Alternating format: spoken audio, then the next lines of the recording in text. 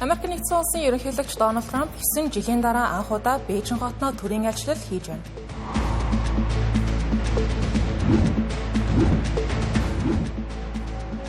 Америк нэгдсэн улс болон Хятад улсын харилцаа COVID-19 сар-дахлын үеэс хойш огцон моцсон.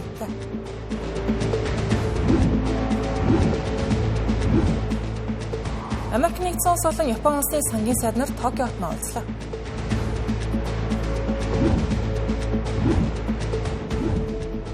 Орос улбаны улс энэ оны сүүлээр шинэ үеийн стратегийн цөмийн буужин болох Сарматыг ашиглалтанд орууллаа.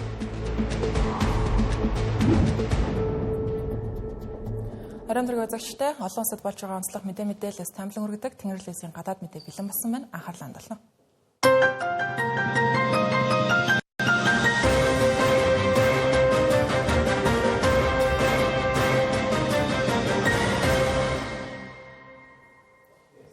За өнөөдөр 7 цагийн орчимд Америк нэгдсэн улсын ерөнхийлөгч Дональд Трамп Бээжин хотноо газардах төлөвтэй байна. Тэгэхээр орой 11 цагийн орчимд Хятад улсын дарга Ши Жинпинтэй хоёр талд нүүр тулсан уулзалтыг хийх гэж байгаа. Энэхүү айлчлал нь Дональд Трампын хувьд 2017 оноос хойш буюу 9 жилийн дараах анхны Бээжин хотод хийж байгаа айлчлал болж байгаа юм. Дональд Трампын айлчлал болон Ши Жинпин Дональд Трамп хоёрын уулзалтын үеэр яригдах гол асуудлуудын хамгийн ихэнд Ираны асуудал яригдж байгаа. Бээжин рүү явахаа өмнөхөн Дональд Трамп сэтгүүлчдэд хариу өгөхдөө биднэрт Ираны асуудлыг шийдвэрлэхэд Хятад улсын хэрэгцээ тусламж нэг их шаардлагатай бишээ гэж хэлсэн байгаа нь бол анхаарал татаж байгаа юм. Учир нь үүний өмнө Дональд Трамп хэд хэдэн удаа Орон улсын хоолойгоос Хятад улс маш хамааралтай. Учираас Орон улсын хоолойг эргэж нээх ажилд Америк нэгдсэн улсад тусламж дэмжлэг үзүүлэх ёстой энэ тэргүүний улсуудын нэгэ гэж шаардлага тавьж байсан байдаг. Гэсэн хэдиж энэхүү Бээжинд очихынхаа өмнөхөн үүнийг буцааж ухрааж Хятад улс Америк нэгдсэн улсад хэрэггүй Ираны асуудлыг шийдвэрлэхэд хэлсэн байгаа нь анхаарал татж байгаа юм.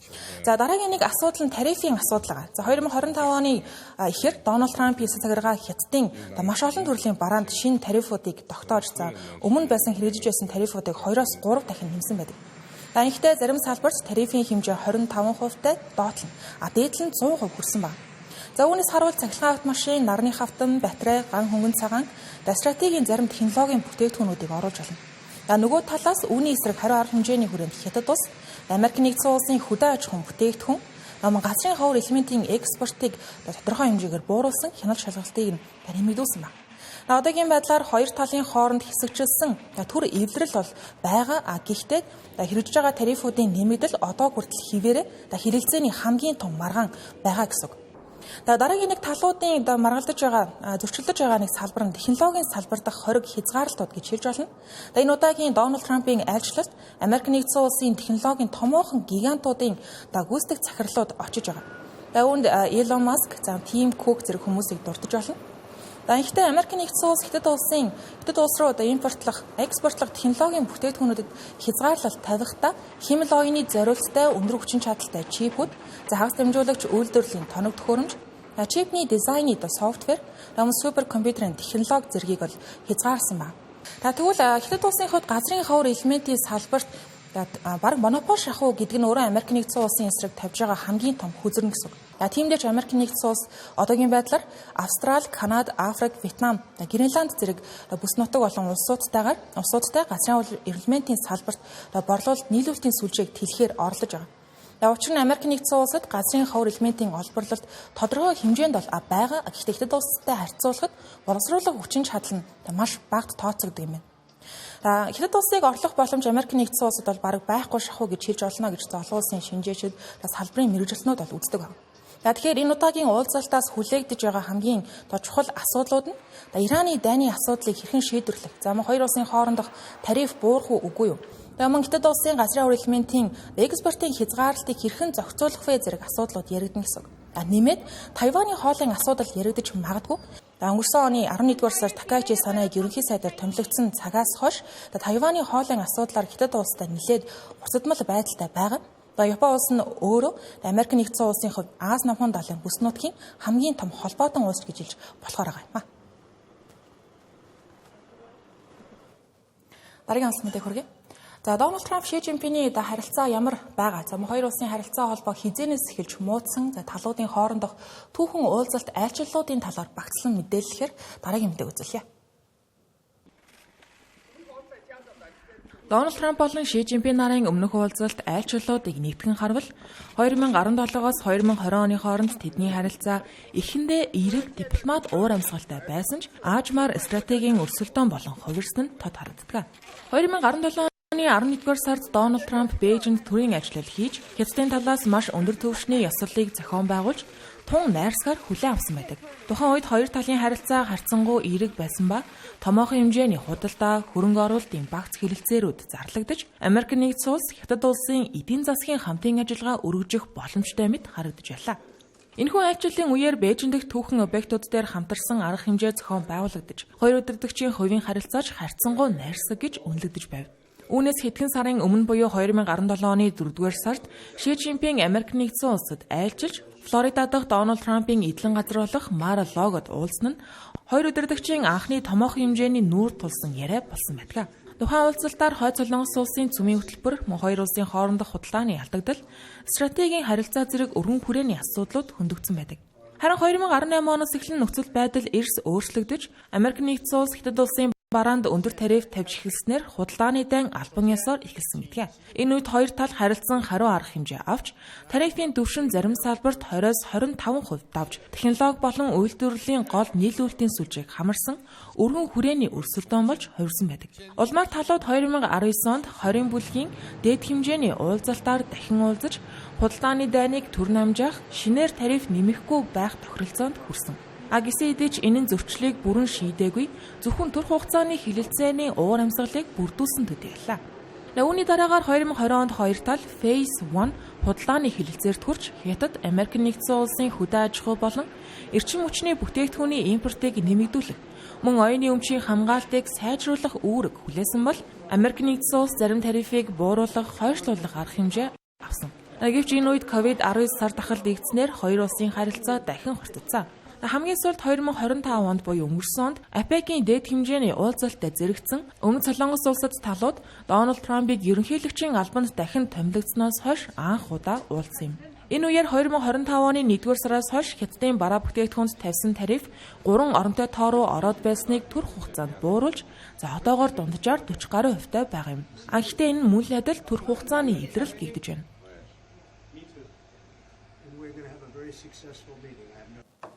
Дональд Трамп болон Ши Жинпин нарын уулзалттай эхлэхдээ зэрэгцээд Америк нэгдсэн улс болон Япон улсын сангийн сайд нар Токио хотноо 5 дахь удаага уулзлаа.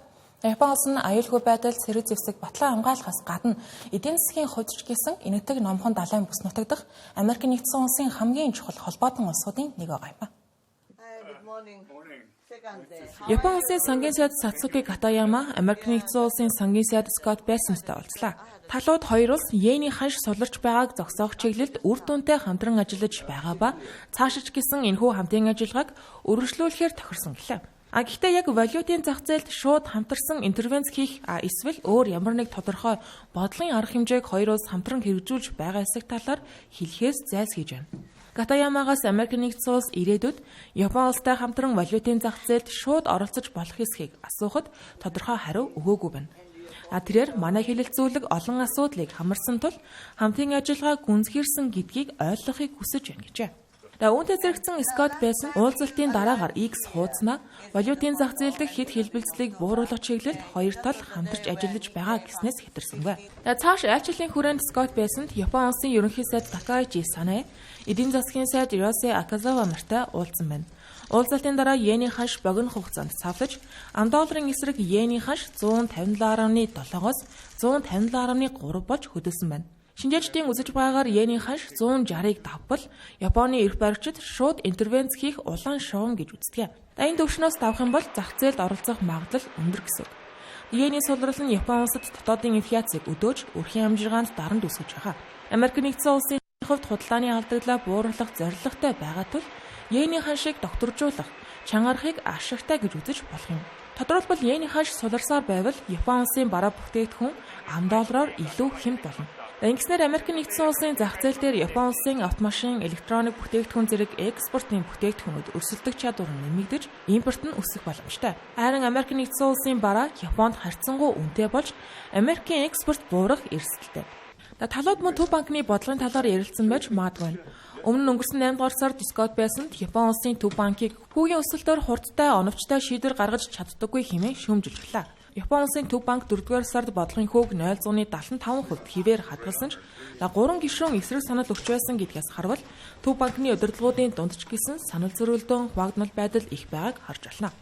Зах зээлийн тооцоололоор 6 дугаар сард болох дараагийн хурлаар бодлогын хүү нэмэгдэх магадлал 77% байна. Мөн инфляцийн төсөөллийг эрчим хүчний өсөлтөөс шалтгаалan огцон өсгөж үндсэн инфляц 2.8% хүрнэ гэж шинжилжээ. Катаяма болон Скот Бейсент нарын уулзалтаар хиймэл оюун ухаантай холбоотой кибер аюулгүй байдал, чухал ашиг балтамлын нийлүүлэлтийн асуудлыг мөн хэлэлцэн байна. Энэхүү уулзалт нь хоёр талын 5 дахь удаагийн нүүр тулсан уулзалт бөгөөд Скот Бейсент өнөө орой Бээжинд болох Америкийн нэгдсэн улс болон Хятад улсын дээд хэмжээний уулзалтанд оролцохоор төлөвлөж байгаа юм.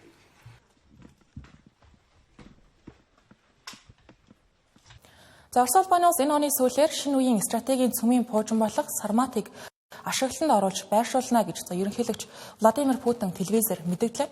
Үүнийг Владимир Путин дэлхийн хамгийн хүчирхэг зэвсэг гэж хүртэл тодорхойлж байна. Сармат пуужин цөмийн цэнэг тоошоо тээвэрлэн Америкийн нэгдсэн улс болон Европын нутаг дэвсгэрдэх байг онох зориултаа гэлээ. Пуужин бүтээх ажил олон жилийн турш хойшлогдож техникийн хүндрэлтэй тулгарч ирсэн боловч энэ жилийн төгсгөл хавцаа бэлэн болохоор алжээ. Ерөнхийлөгч Владимир Путин телевизээр хийсэн мэдээлэлдээ Сарматын цөмийн цэнэг тошууны хүчин чадал нь барууны ижил төрлийн зэвсгээс 4 дахин их. Пуужингийн тусгал 35,000 км-с даван гэжээ. Мөн одоо дэлхийд дахинд ашиглагдаж байгаа пуужингаас хамгаалах бүх системийг нэвтлэн гаргах чадвартай гэж хэлсэн байна. Иймэрхүү шинжилгүүдийг аюулгүй байдлын шинжээчид 2018 онд эхлүүлсэн Орос улбаны улсын цөмийн зэвсгийн шинжиллийн бодлогын нэг хэсэг гэж тайлбарлав. Гэхдээ Сармат пуужин өмнө нь туршилтын үеэр доголдож байсан удаатай. 2024 оны 9-р сарын 1-ний туршилтаар хөөргөлтийн явцад алдаа гарч байсан болохыг тухайн үед аюулгүй байдлын шинжээчид мэдээлж байв. Эцэст нь ийхүү уг пуужин бэлэн болж Орос улбаны улсын стратегийн пуужингийн цэргийн командлагч Сергей Каракев Сарматын туршилтын хөөргөлт амжилттай болсон талаар мэдээлсэн байна. Тэрээр хэлэхдээ Сармат пуужингийн системээр тонологдсон хөөрөгчүүдийг байрлуулах нь хуурай замын стратегийн цөмийн хүчний байлдааны чадварыг мэдгэдэггүйц нэмэгдүүлж стратегийн хувьд саатуулах довтлогоо зогсоох үүрэгтэй гэлээ. 2022 онд Украин дахь дайн игснээс хойш Владимир Путин Оросын цөмийн зэвсгийн хүчин чадлыг олон удаа сануулж ирсэн. Үүнийг барууны орнуудыг дайнд шууд оролцохгүй байхыг анхааруулах, сануулгах зорилготой оролдлого гэж аюулгүй байдлын шинжээчид хамгаалдаг. Тиймдээч барууны шинжээчид тэр тусмаа зарим үед Владимир Путиныг хэд дэгсдүүлсэн мэдээлэл өгдөг гэж үздэг байна. Америкийн нэгдсэн улсын зуршилтаагаар тогтоосон 3 өдрийн түр гал зогсоох хэлэлцээр даваа гаргаар дуусаж, Орос Украин дахин агаараар харилцан товтлогоонуудыг хийж эхэлсэн байна.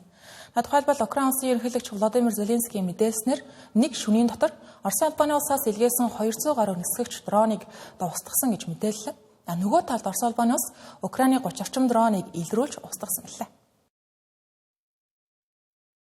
Украины Днепропетровск мужид мэгмар гарагийн өглөө болсон Оросын агаарын товтлогооны улмаас нэг хүн амиа олж 4 хүн шархагдсан гэж бүс нутгийн захиргааны тэргүүн Александр Ганжа мэдээллээ. Мөн Оросын дронууд Украины Миколаев мужийн эрчим хүчний дэд бүтцийг онилж цахилгаан тасалдал үүсгэсэн байна. Киевийн бүсэд орон сууцны байрлал мөн цэцэрлэгт хүрээлэн цохилтонд орчжээ.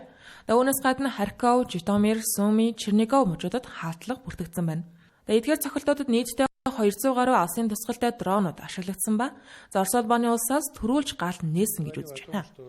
Кремлийн хэвлэлийн төлөөлөгч Дмитрий Песков Орос улбаны улс товтлогоогоо дахин эхлүүлж байгааг баталж сэтгүүлчдэд хүмүүнлэгийн ганц зогсоох хугацаа дууссан, тусгай цэргийн ажиллагаа үргэлжилж байна гэж мэдээлсэн байна. Нөгөө талд Орос улбаны улсын нутаг дэвсгэрт Украины 27 дроныг Белгород, Воронеж, Ростов мужуудын дээгүүр явж байхад нь устгасан гэлээ. Энэхүү харилцан галнэж эхэлсэн явдал нь Америкийн нэгдсэн улсын ерөнхийлөгч Дональд Трампын зарласан 72 цагийн түр гал зогсоох хугацаа дууссантай холбоотойгоор болж байгаа хэрэг. Тэрээр энэхүү түр хэлэлцээрийг Орос Украины 4 жил үргэлжилж байгаа дайны төгсгөлийн эхлэл болно гэж найдаж байгаагаа хэлж байв. Гэвч энэхүү хугацаа дуусахаас ч өмнө хоёр тал бие биенээ энгийн иргэдийн байрлаж байсан газрууд руу тогтолсон гэж буруудахад байсан билээ.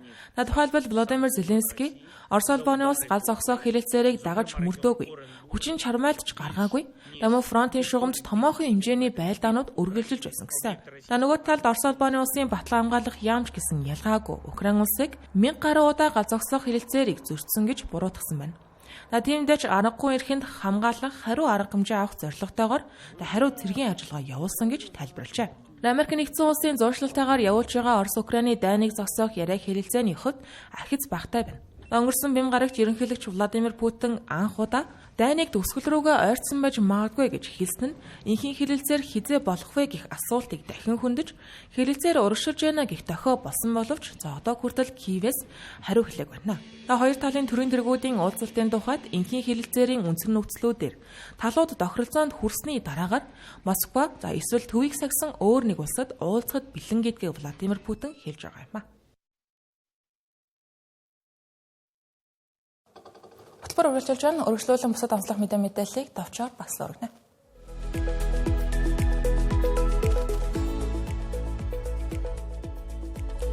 Орос улбаны улсын ерөнхийлөгч Владимир Путин Украин эхийн хэрэгцээний зуршлагчаар Германы экс-канцлер Герхард Шрёдерийг санал болгосон боловч Европын холбоо эрс татгалзлаа.